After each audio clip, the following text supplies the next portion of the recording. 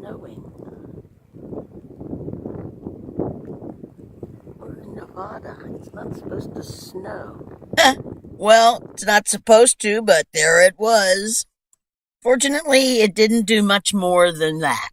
Still, it was a little disheartening because I had my head set on getting these portable solar panels up on the roof of the van. Portable panels seemed like a good idea at first.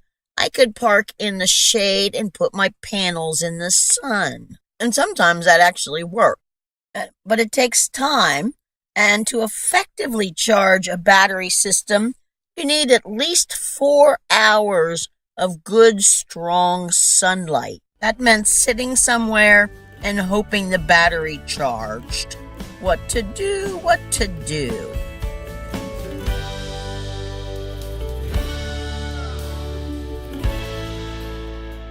The van has a slight curve to the roof, as well as little ridges, so I didn't think flex panels would work very well.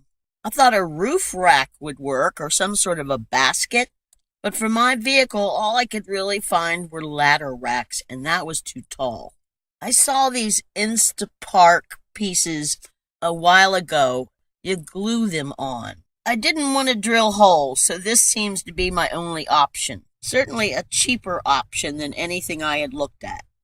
But the only instructions they give you are this. To fix, simply clean the surface where the center support rails are to be used, then bond the profiles using Silk Fleck 252. That's all. Well, that seemed a little bit too easy for something as important as my panels on the roof. But I couldn't find any videos or anything about somebody who actually installed it. So I'm going to tell you what I did. No other instructions, mind you. These support pieces are glued down and secured by screws through these indentations, I assume. I used 1/4-inch self-starting screws, but ended up pre-drilling all the holes. That plastic is really tough stuff, and the plastic sort of melted around the bit and the screws. I didn't pre-drill the holes all the way through, but afterwards I wish I had. More than anything, I was afraid that the glue wouldn't stick to the roof and at some point the panel would fall off. So I cleaned and cleaned and cleaned the roof before we started. I had taped a plastic bag over the panel so it wouldn't be producing while I'm working. And then I placed the side and corner pieces and pre-drilled those holes.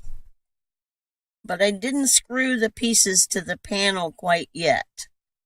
Just the sidebar, one of the sidebars, so it wouldn't flop when I stuck it up on the roof.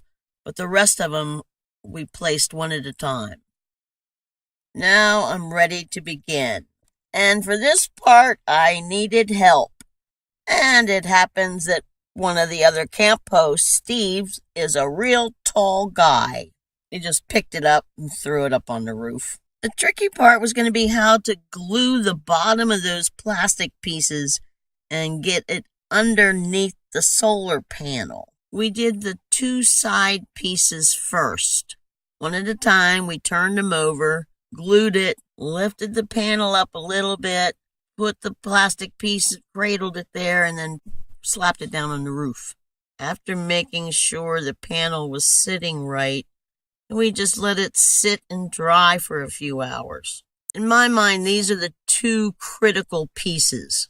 As long as those 2 pieces stay on, it's not going to blow off. Next, I glued and set each of the corner pieces. And this was a little tricky because of that curvature. They don't really sit flat. So I used gobs of glue and pressed it down and hoped to fill all the gaps, and it'll stay on. Now we wait and let the glue cure. I had backed these screws out the day before so we could manipulate the panel.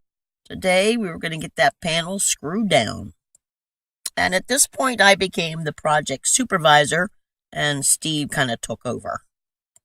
Getting all those screws in took a lot of muscle and time. While I was playing with glue, I thought I would put my rain guard back up. The wind had blown it off shortly after I got here. And while I was cleaning the roof, I discovered the source of my leak. I patched that bad boy up.